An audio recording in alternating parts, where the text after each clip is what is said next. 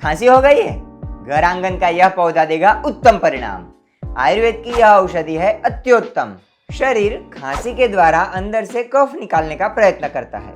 यदि कफ दोष का हम शमन कर दें तो खांसी आसानी से चली जाएगी। इसके लिए उत्तम है वासा, गुजराती में अरडूसी, हिंदी में अडूसा। इसके पत्तों का 20 ग्राम रस लेकर इसमें 5 ग्राम मधु अर्थात शहद मिला लें।